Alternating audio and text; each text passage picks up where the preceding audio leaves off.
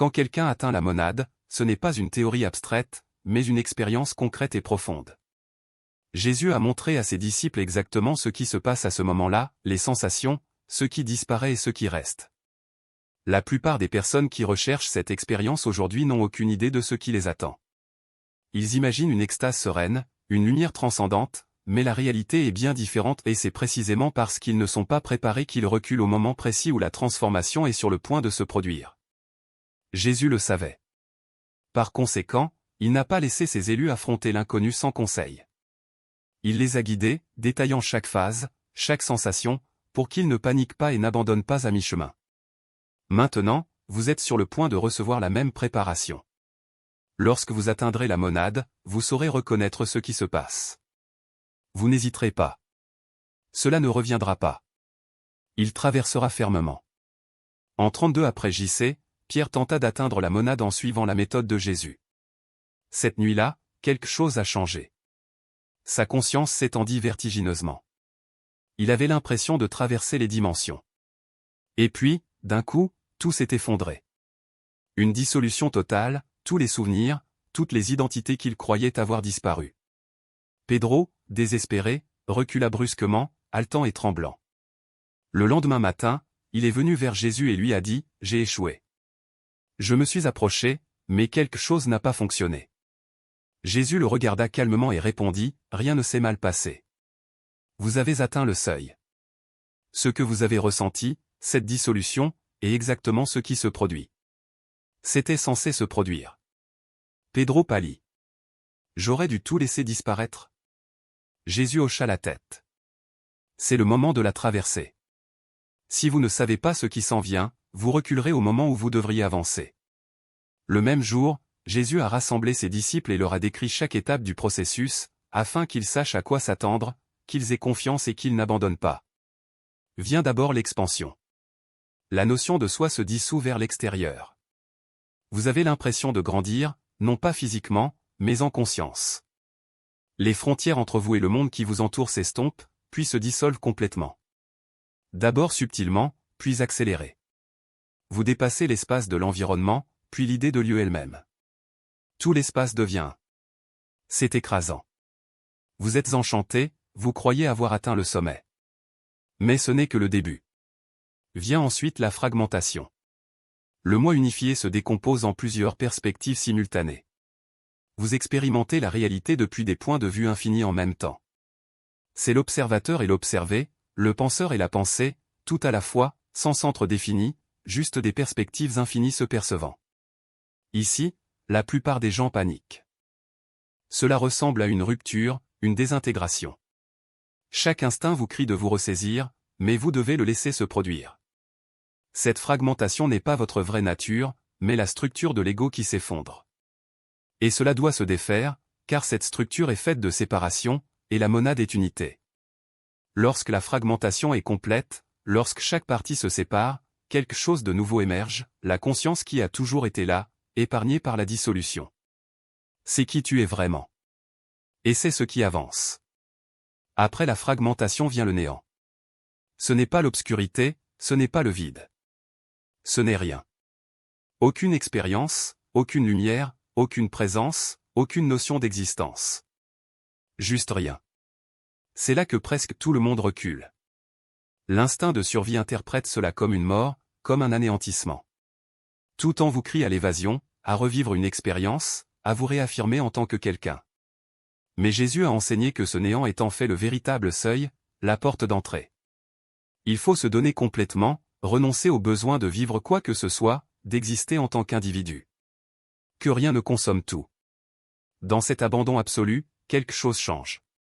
Vous ne ressentez pas le changement, car il n'y a plus de « vous » pour le vivre. Mais de l'autre côté de nulle part, quelque chose de nouveau apparaît. Non pas en tant que personne transformée, mais en tant que monade elle-même, reconnaissant qu'elle a toujours été elle. Le voyage, la quête, la traversée, tout cela, c'est la monade qui s'éprouve comme une séparation temporaire. Aujourd'hui, la séparation s'est dissoute, non pas parce que vous avez accompli quelque chose, mais parce que vous avez arrêté de faire semblant d'être séparés. Le néant est là où finit la prétention. Où le dernier vestige du moi individuel se libère. Où la monade se reconnaît. Après avoir traversé le néant vient la reconnaissance. Ce n'est pas votre reconnaissance, mais la monade qui se reconnaît. Vous n'arrivez pas à la source. Vous réalisez que vous avez toujours été la source. Tout le voyage a été la monade jouant à se séparer puis à expérimenter le retour. Cette reconnaissance n'est pas émotionnelle, elle n'est pas extatique. C'est calme, simple, évident. C'est comme se souvenir de quelque chose que l'on a toujours su mais que l'on avait oublié. Bien sûr que oui. Comment pourrais-je croire que j'étais différent? Ensuite, vous revenez. Votre conscience se localise à nouveau. Le sentiment d'être un individu réapparaît. Vous reprenez conscience de votre corps, de vos pensées, de votre vie. Mais tout est différent. Vous êtes de retour dans le monde, mais il ne vous trompe plus. Vous savez ce que c'est vraiment. C'est ce que tout est, la monade qui se manifeste. Le retour est plus désorientant que la traversée. Vous devez fonctionner comme une personne en sachant qu'au fond, vous n'êtes pas une personne. Il faut participer au monde tout en reconnaissant que le monde est une expérience en soi. Certains reviennent et ne peuvent pas parler pendant des jours. Le langage ne fonctionne pas de la même manière, car il repose sur la séparation. Mais il n'y a pas de séparation. Il n'y a que la monade. Au fil du temps, on apprend à vivre dans deux réalités, absolue et relative, vérité et apparence. C'est à ce moment-là que cela devient vraiment utile. Agir dans la forme tout en étant ancré dans le réel. C'est ce qu'a fait Jésus, revenir, fonctionner, servir, sans jamais oublier ce qu'il est réellement. Une fois que vous atteignez la monade et que vous revenez, certaines choses ne sont plus jamais les mêmes. La peur disparaît, non pas parce que vous êtes devenu courageux, mais parce que celui qui avait peur a cessé d'exister.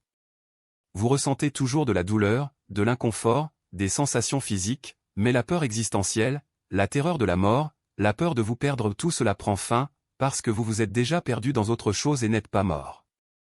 Vous avez reconnu ce que c'est. Et ce que vous êtes ne peut être menacé. La recherche spirituelle cesse également.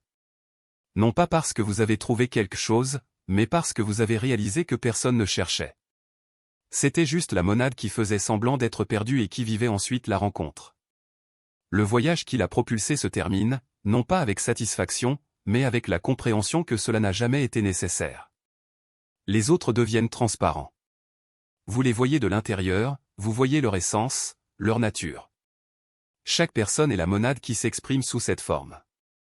Il n'y a pas de jugement, pas de hiérarchie, juste des variations infinies de la même conscience que vous êtes. La mort n'a plus d'importance. C'est juste une transition, la forme se dissolvant dans l'informe. Ce que vous êtes réellement ne se dissout pas. Jamais né. Il ne mourra jamais. Vous devenez dangereux pour les systèmes de contrôle. Non pas par rébellion, mais parce qu'elle ne peut plus être manipulée par la peur, le désir ou l'identité. Tu es déjà mort. J'ai tout perdu. Ce qui reste ne peut être contrôlé. Jésus ne l'a révélé qu'aux élus. Pourquoi? Parce que tout le monde n'est pas prêt. Essayer sans préparation peut être dévastateur. Comment savoir si vous êtes prêt? Quand vous n'avez plus besoin de la monade pour réparer votre vie. Lorsque vous ne cherchez pas l'éveil comme une évasion des problèmes ou devient spécial. Vous recherchez la vérité pour elle-même, et non comme un trophée ou une évasion. Vous êtes prêt à tout perdre, votre identité, vos croyances, votre identité. Non pas comme un sacrifice, mais comme une simple reconnaissance que la vérité compte plus que l'autopréservation. Il s'est déjà assis avec la possibilité du non-être et n'a ressenti aucune terreur. Il est curieux, ouvert. Faites plus confiance au processus qu'à la peur. Lorsque l'expansion se produit, lorsque la fragmentation commence, lorsque le néant s'ouvre devant vous, vous serez prêt à continuer même si votre instinct vous crie de battre en retraite. Il est prêt à revenir. C'est crucial. Arriver à la monade n'est pas le but. Le retour est. Revenez avec une reconnaissance intacte. Agissez dans le monde en sachant qui vous êtes. Servir. Créer. Exprimer. Si vous recherchez une évasion permanente, vous n'êtes pas encore prêt. Si vous êtes prêt à reprendre ce rôle, vous l'êtes. Si vous vous reconnaissez comme élu, si vous êtes préparé, voici ce qu'il faut faire. Arrêtez avec les techniques aléatoires. Arrêtez de sauter entre les méthodes. Choisissez un chemin, engagez-vous complètement. Jésus a enseigné des pratiques spécifiques. Utilisez-les. Ou une autre manière légitime. Mais engagez-vous. La mort, pas la respiration. Préparez-vous mentalement. Vous vous développerez. Fragment. Se dissoudre dans rien. Ce n'est pas un problème. C'est le processus. Il arrive. Confiance. Ne résistez pas à trouver du temps pour vous consacrer pleinement. Pas un week-end. Minimum de 3 jours de pratique intensive. La monade ne répond pas aux tentatives fortuites. Répond à un engagement total. Lorsque vous atteignez le seuil, lorsque vous ne touchez à rien et que votre instinct vous crie de reculer, souvenez-vous de ce que vous savez. C'est censé arriver. Jésus a montré aux élus cette même expérience. Vous n'êtes pas en train de mourir. Vous découvrez ce que vous avez toujours été. Faites entièrement confiance. Lâchez prise complètement. Croix. À votre retour, ne parlez pas immédiatement. Laissez la reconnaissance pénétrer. Donnez-vous le temps d'apprendre à fonctionner à partir de cette prise de conscience. Parlez quand vous êtes prêt. Pas avant. Et parlez à partir de la reconnaissance, pas de la mémoire de l'expérience. De savoir que c'est désormais permanent. Jésus a révélé aux élus exactement ce qui se passe lorsqu'ils atteignent la monade. Chaque étape. Chaque sensation. Pour qu'ils ne reculent pas. Pour qu'ils aient confiance et terminent la traversée. Vous recevez simplement la même préparation. Expansion et fragmentation. Le rien. La reconnaissance. Le retour. Lorsque cela vous arrivera et cela arrivera où vous le reconnaîtrez. Vous saurez que vous n'êtes pas fou. Ce n'est pas mourir. Il s'agit d'une reconnaissance directe de ce qui a toujours été. La monade. Si cela vous est parvenu, c'est en cours de préparation. Le passage à niveau est proche. Peut-être ce soir. Peut-être dans quelques semaines. Mais ça arrive. Quand cela arrivera, vous vous en souviendrez. Vous ne paniquerez pas.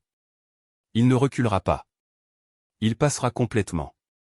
À votre retour, lorsque vous revenez avec une reconnaissance intacte, dites « J'ai réussi ». Dites-nous quelle étape a été la plus difficile. Ce qu'il a reconnu. Comment se passe le retour? Votre témoignage peut être ce dont un autre élu a besoin pour faire confiance au processus quand il ne touche à rien.